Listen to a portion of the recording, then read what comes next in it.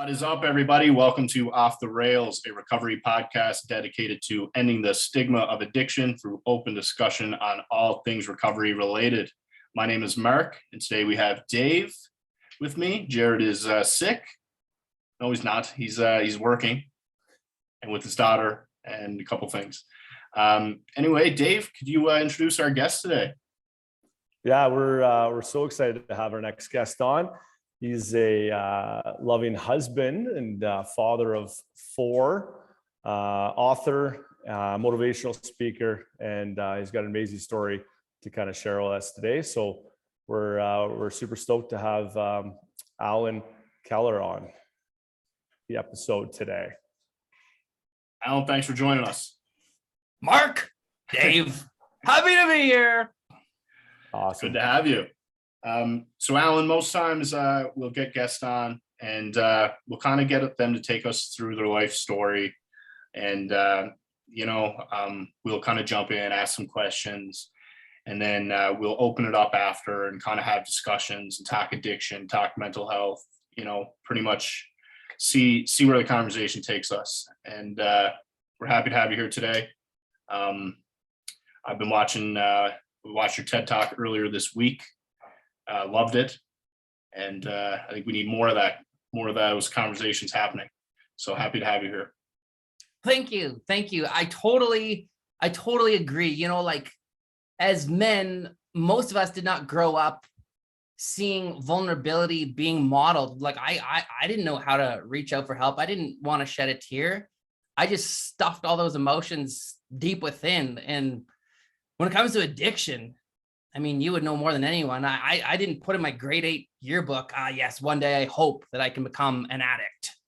I didn't hope to struggle with mental illness. It's been one hell of a journey. The short and sweet, guys, is I spent so much of my life trying to harm or kill myself. And I just really didn't know why I hated self so much.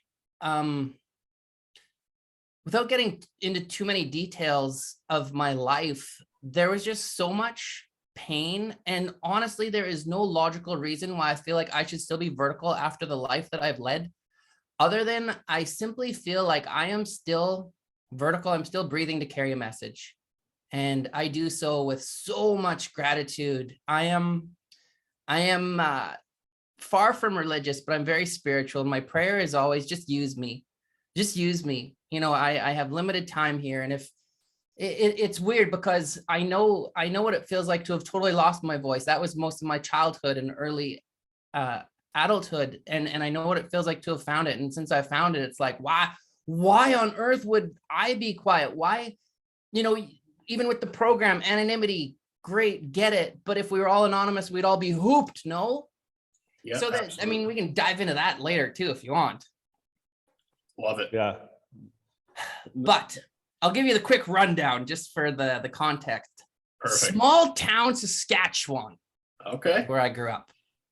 4.5 roads. The church was actually like the pillar, the center. Is very, very religious, old school Mennonite. So it was kind of this mentality. Like I had to sign chastity cards.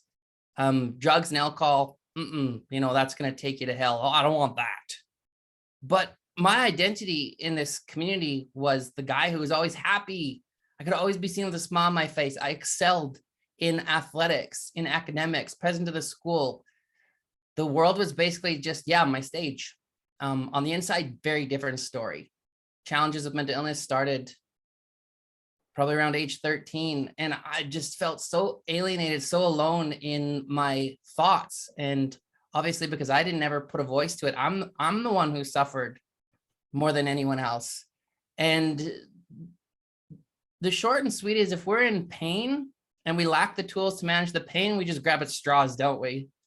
And it's logical to want to leave pain behind in exchange for pleasure. And I started turning towards alcohol. I liked smoking at an early age because I felt like I was killing something inside. And I could never really put my finger on it. There's a lot of talk, about you drink to drown the demons. The demons eventually learn how to swim, don't they? Absolutely.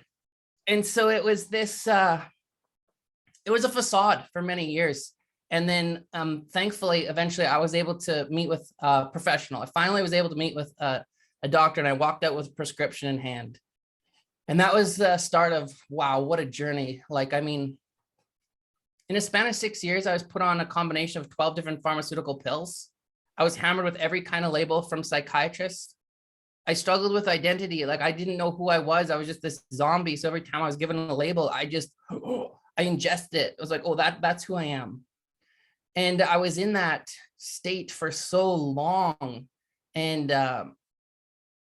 it was just very, very lonely. I ran off to Holland for a year when I was 18, ran away from my host family, went off to Australia. At one point I moved 12 times in 6 years. And of course, you arrive at this place where you realize, oh, wait, what? You cannot run from self. After all this mayhem for so long, you know, for a lot of us in recovery, there are those moments of that proverbial fork in the road where we recognize if we want something different, we're probably going to have to do something different. And that action requires vulnerability, which is very scary. I had many of those lows, one of which was when a doctor had given me a month to live if I didn't change what I was doing. And that was when I had collapsed in the hallway when I was teaching a junior high school, teaching special ed. And all these students are peering over me when I'm lying on the floor, and they're like, Mr. K, are you okay? And it just goes back to that mask, you know, the act, the smile. Oh yeah, no, I'm good. And like, guys, there was not a single person who actually knew how much trouble I was in. And that hurt. But I've always had a hard time with trust. I've always had a hard time letting people in. But it was at that time when I understood that, okay, I always used to say there has to be more to life. Like, how is this possible? There has to be something good that can come from this. And it was in those rooms, like the support groups, whether it was bipolar support group, Gamblers Anonymous, Alcoholics Anonymous, whatever support group I'd go to, yes, it was very hard. However, the liberation came from hearing my story through others and connecting, and wow, I am not alone. And that started to be this fuel for hope. Allan, when, you mentioned like wearing different masks and feeling, and I can relate to that. When did you decide, like it's time to start being myself, it's time to take off the mask? It took it was a process, I guess. It's not like there was one event. I remember at the University of Alberta, I was a student, Mark, in this class of like 300 other people. And the professor came up to me after this one lecture and he says, come to my office, Al, let's talk. And I remember thinking, I've talked to you a handful of times. What do you want with me? And I went into this guy's office. His name was Ian McNeil. And it was so different because he leans forward and he says, how are you doing today, Allan? The way that he said it was just loaded with compassion. And that, guys, was the first time that I actually was like, okay. I'm going to take this mask off. And I just blah, like I put it all out there. And that man changed my entire life in 10 minutes because he took the time to see a young man who's in pain. He did not fix me. He listened to me. He gave me resources, understanding it was my job to act on them. And he became the catalyst for me to, shed some of that.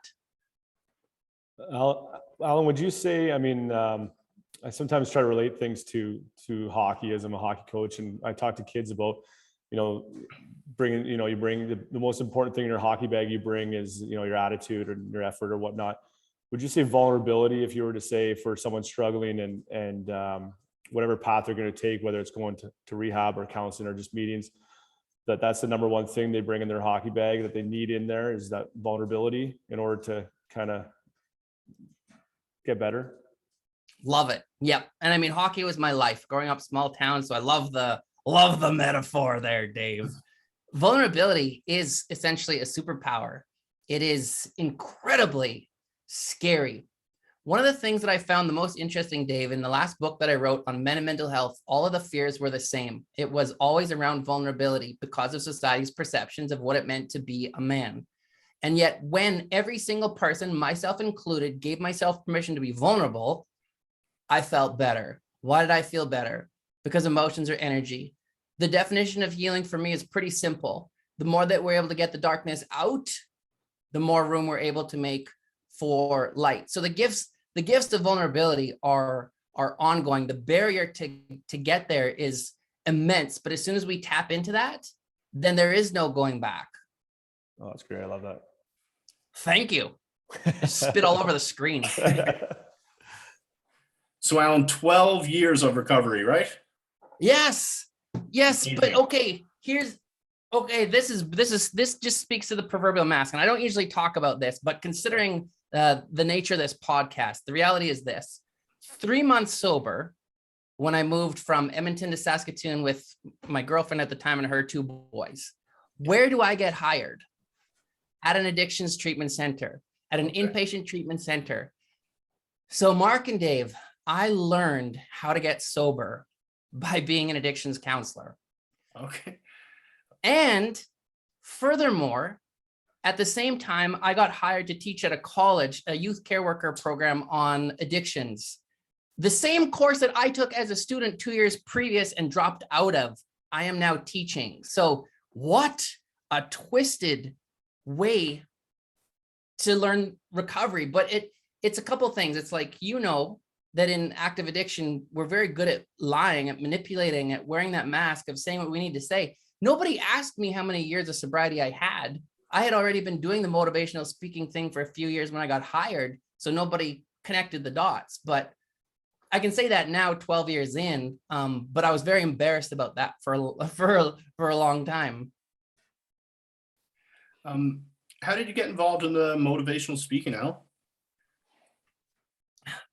So as a compulsive gambler, that you talk about shame, and I would go to these 12-step programs and I realized there are no young men here. That there's no way that I'm the only young guy struggling with this. And so I Googled problem gambling Edmonton, and I found this place called Problem Gambling Resource Network. And I drove over there and I walked up the stairs and I said to the guy, I want to meet with the executive director. He was there. His name was Ray Reschke. I shook his hand. I said, Ray, let me be a face to this. Let me be a voice. I started to get $75 from him to go to jails, treatment centers, schools. And I mean, I was beyond terrified, but I found that not only sharing my experiences, it wasn't just liberating for me, but others started to say those 2 powerful words, right? They'd say, me too, me too. What? I'm not alone in this. And there was something infectious about it. And I just, like I said earlier, arrived at this place where I realized, geez, if some of my experiences can help others, then let's go. No different than what this podcast is all about. It's giving voice to all these experiences, helping others understand that they are not alone. Yeah, I think it's great too. And like, I know when we were at rehab, we listened to a couple videos of Brene Brown, who's amazing. And I just think having, more guys like yourself opening up and having those conversations on a big platform, is huge, because you don't really get that a lot with the males. So I think more people see it, and more men that see it, men talking about it, it just kind of opens it up. I mean, our facility is primarily males there. And here we are listening to, Brene Brown, which again, fantastic, but I think it would have done something else to hear, a man like yourself speaking about it as well, right? And can relate. So then was that one of the reasons that you decided to launch this podcast? Essentially, yeah. I mean, we just kind of, I think Mark had the idea about it and talking about it. We thought it'd be great. I mean, I think we were all, I can speak for myself, a little hesitant about opening up to the world and everything. And because myself, I kept things quiet. Like my family didn't really know my struggle with drinking and things like that. I lived on my own for a long time, so I hid it. So then to open up to everybody was kind of a big part. But I think, that's one of the reasons why for myself too, was just to kind of put yourself out there and help other people. And yeah, it's been great so far. So selfishly, and I said that a couple of times, it's helped with the process. I use it as a big recovery tool myself, kind of just doing this platform, whether it's doing the interviews or kind of doing some of the editing on the videos, just re-listening to them. It's my form of almost going to meetings. I struggle with the meetings myself a little bit, but so whatever works, I guess, right? So 100%. Well, much respect for doing that. I appreciate it. Yeah. Allan, so yeah, when we launched like the podcast, that feeling of vulnerability, and we talk about that quite frequently. But I know I was personally like overwhelmed with the amount of support shown. Coming out with like your story and everything like that. Can you relate to that feeling of like just being overwhelmed with the amount of support that you get? I guess I arrived at a place where I realized that you're only alone when you choose to be alone, right? I was the victim for so many years. It's like nobody would understand me. Why try? Oh, I tried once. It wasn't welcomed how I thought it was going to. I'm just going to put my walls back up. And you're so right. When you just give yourself permission to be your authentic self, which is very scary, and when you do choose to reach out to a person of trust, the response is remarkable. There was one guy who I interviewed for that last book, and his name was Eric Harder. And he says that for so many years, he would reach out, with fingers fully extended. And he was so surprised at how many times he was just received with love and compassion, how many arms were there waiting for him. But he had to, do it. And I think that's it. If we can actually see how many people love and care about us, it is unbelievable. The problem is that as soon as somebody stands in the way of our addiction, we get rid of them because our brain says it's something that we need. And sadly, as outsiders, the people who love and care about us, what a horrific experience, because they have front row seats to this horrific show where they see the person that they love deteriorate in front of their eyes. And they often, for good reason, struggle to understand why we choose to do the things that we do. But yeah, you're so right. Love is always there, and they're always waiting. And then we have to navigate through the shame, right? And I mean that whole process, and have those difficult conversations, and healing is work, but it's also beautiful. So you have 4 children at home. What are their ages? Yeah. So Dave, 2 have already left the nest. Oh, wow. 12. Our youngest is 11, 10 and 11. And then we have 19 and 22-year-old. So when I moved in 3 months sober, I had the 2 stepsons. And the thing with them is when you're asking about the mask mark and helping remove the mask, when I first met, my wife's name is Tanya. When I first met Tanya's kids, that was it was really emotional. The first time that I met them, they made me this cake. Like, they made me birthday cake. It was on my birthday. You talk about a gift, because I was like, what is this? They love me for me. I feel like I don't have to act. And I had never really been around kids. And I understood how much of a beautiful teacher they can be. And they are the reason, and Tanya, that I was able to get sober, because Tanya very much had that mentality where when you move into this house, we are done with the addictions. We are done with the self-harm. We are moving forward. We're going to create a loving home. And it was really scary for me. And it was really powerful, beautiful, liberating. And so then we had 2 boys of our own. And the thing that I find interesting is, when we talk about men and mental health, that I would then have 4 boys. And the biggest difference is we talk about emotions, and it's pretty cool. That's one of my biggest motivating factors, actually, is that the next generation of boys is always training to be men. And if we as men don't give ourselves permission to be vulnerable or to reach out for help, then why the hell would they? When they were, younger, the older two, and you're kind of going through this new, life experience, opening up, being vulnerable. How much did you open up right away with them, or was it nice to kind of learn with them as you kind of went on how to open up and speak and your feelings and whatnot? And is it easier now, I guess, with the younger two, now that you've kind of been at it for a few years? And what's the difference between the older two and the younger two, kind of? Yeah, like first of all, how many millions of ways can we mess up our kids? Parenting is freaking hard, but it's also awesome. And I think that I was frozen for so long with emotions, and to heal is like to thaw. And these kids just helped me step into my own comfort, because when somebody gives you permission to just be yourself, that was new and it was liberating. And that's the gift that the kids gave me, which then helped me once we had our own kids together.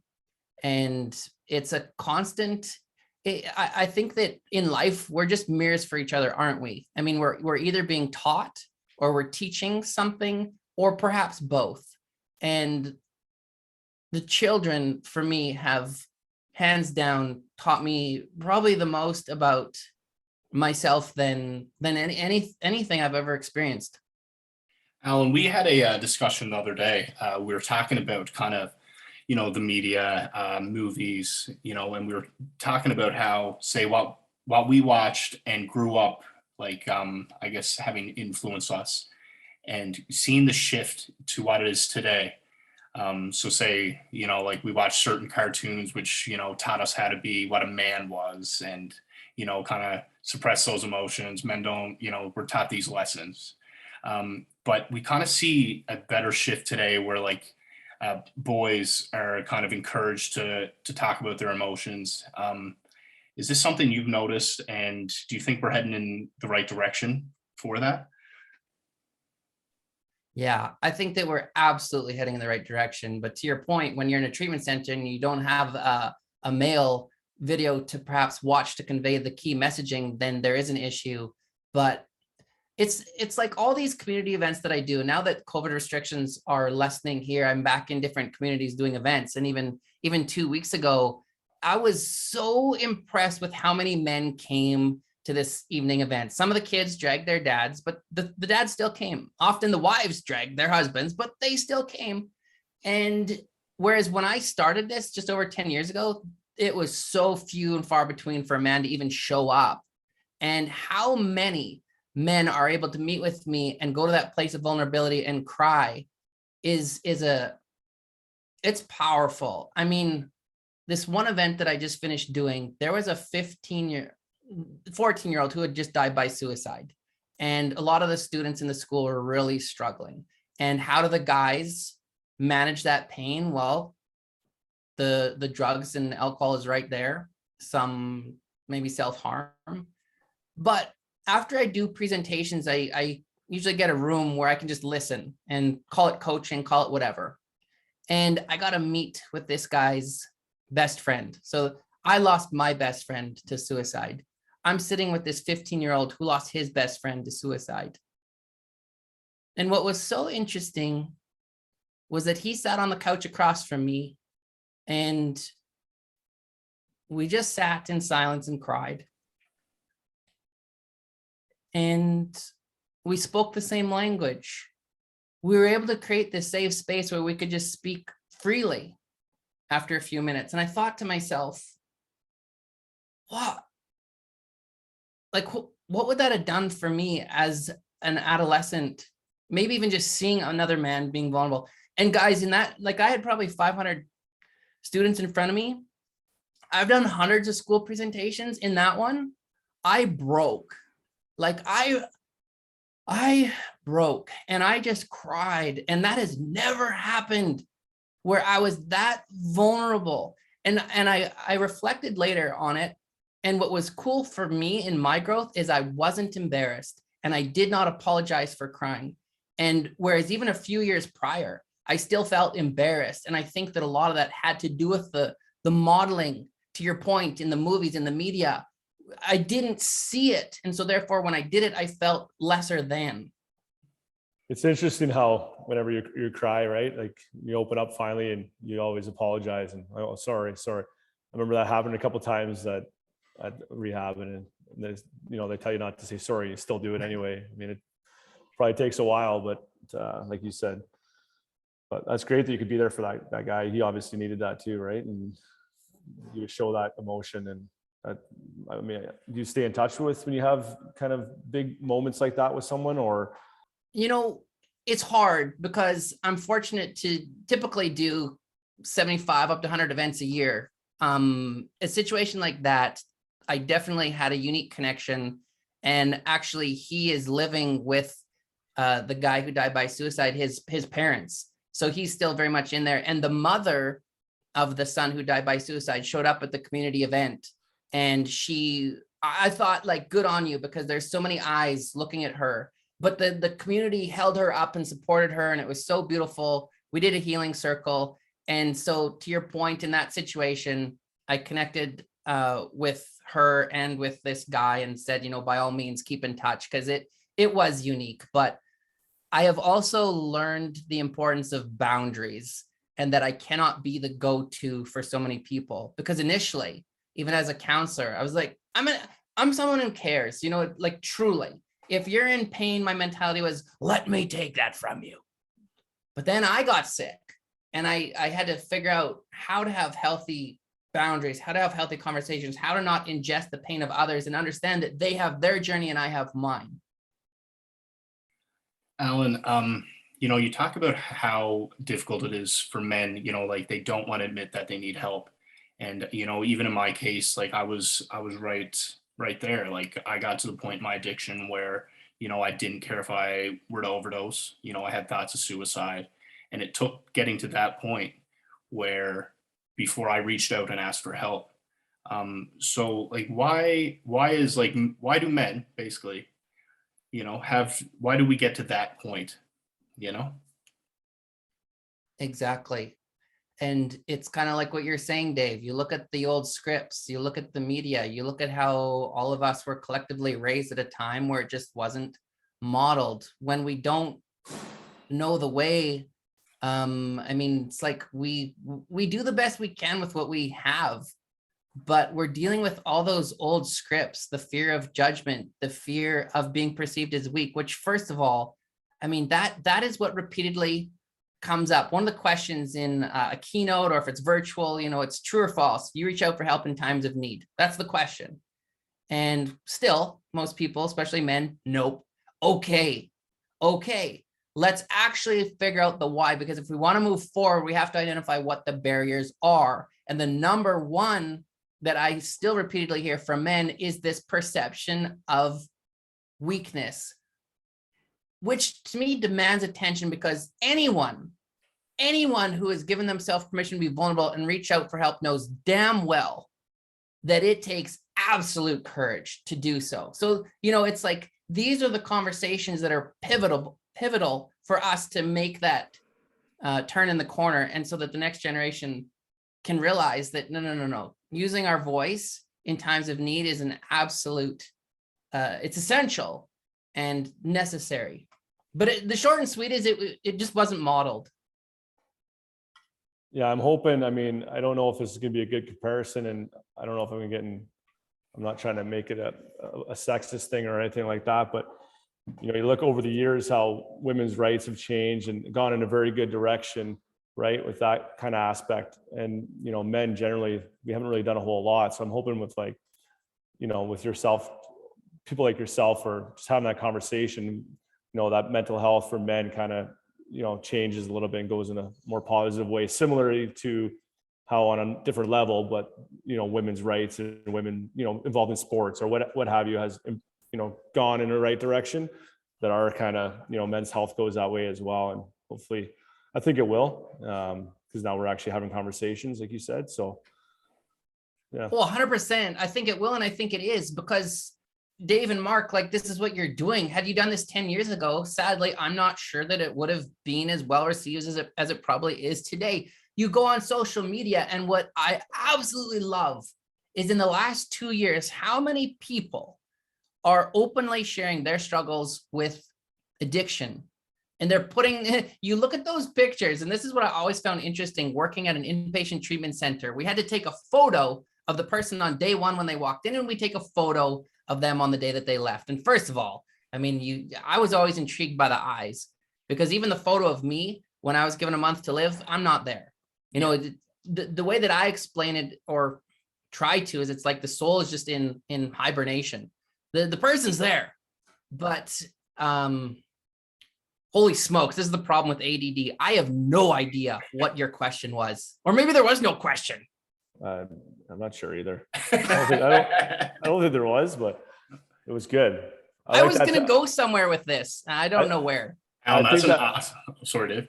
No, I think it's a great point. I think the thing with the eyes is huge. And I noticed that a lot now looking at pictures and, you know, different people or myself back in the day or whatever. And it's so true. And yeah, watching the change in someone in just a month is amazing, right? Their face, like, it's brightened up, their eyes, you know, and like you said, like, their soul is, you know, they get their soul back pretty much. It's incredible to see. It is. I mean, I went out for a noodle bowl 2 days ago with this guy, Daniel, who started a podcast on recovery as well. And it's called Hard Knocks Talks. And we were talking about there really is nothing greater, nothing more powerful to see someone struggling to such intense levels and to be able to essentially rise from those ashes. Like, this is what you are doing. And for those of us who are cut from this cloth, we do speak a certain language, and the respect and admiration that I have for both of you and for so many others who fight this fight I can't even find words for the pride. And it's I don't know. It doesn't get much better than that for me.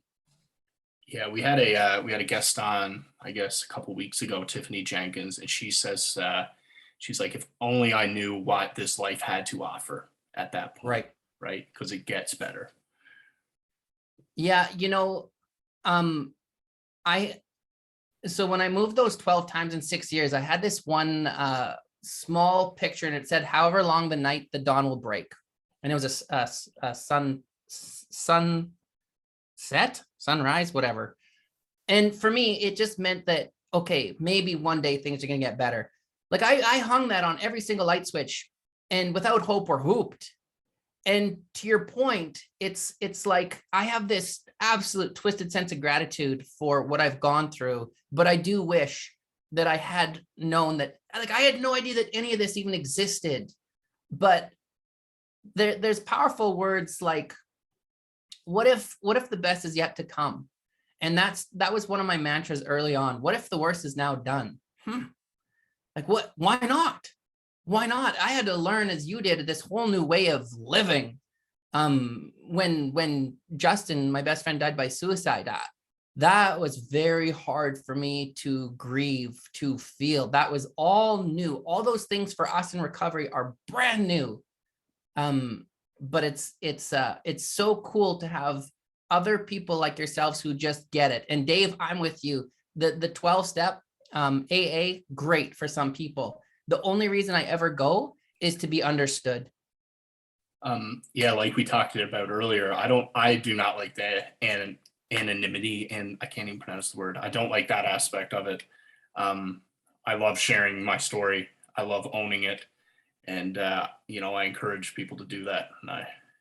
I do like the fellowship side of it. I read the book. But, you know, like everything, there's certain things I agree with, certain things I don't. Yeah. And that's what makes the world go round. Absolutely. So what's on tap for you these days? What are you up to? Where can people find you? If you're in the Sault Ste. Marie area, I'd love for you to do a talk somewhere. Yes, I have done a few events in Sault Ste. Marie, actually, in Sudbury, a few things with WSPS. That actually might be on the table again for later 2022. So we'll keep those lines of communication open. Yeah. For me, it's so cool being back in communities face to face, because the last 2 years has been all virtual keynotes, and so I miss that, especially when we talk about things that are so raw, such as addiction, mental illness, suicide. It's nice to have the face to face. Easiest way, probably just ALLANKEHLER.com, AllanKehler.com, or just Google. Yes, that's a short and sweet. Amazing. Yeah. Can we look forward to any new books? You know what the weird thing is? I have never had any intention of writing any of those 4 books. Even the last one, this sounds hokey pokey, but it's what happened. I was shoveling snow in the driveway, and it felt like a shovel smoked me in the head. And I was like, what? And the whole book just went, poof. And I threw the shovel in the snow, and I ran inside, and I grabbed this laptop, and I just typed the whole skeleton. And then the men honestly just showed up. And so where I'm going with this is I just feel like it's always been bigger than me. And it's just, like I said before, use me. So do I have any plans of a book? Nope. Maybe tomorrow something will hit me, but nothing. Awesome. Good. Awesome. I think we'll finish up now, Dave, if you don't have any more questions for Allan. No, it's great, man. Another guy, just love the energy you bring. And yeah, thank you so much for doing this with us. Allan, thanks a million. Oh, I'm honored. I appreciate and respect and love you both. And please give a big shout out to Jared. And thank you for the great work you guys are doing. Absolutely. We're going to include all your information down below in the description. And so guys, check out Allan's website when you get a chance. Follow him on social media. And guys, thanks for listening. If you or someone you know wants help, just reach out. Again, thanks for listening.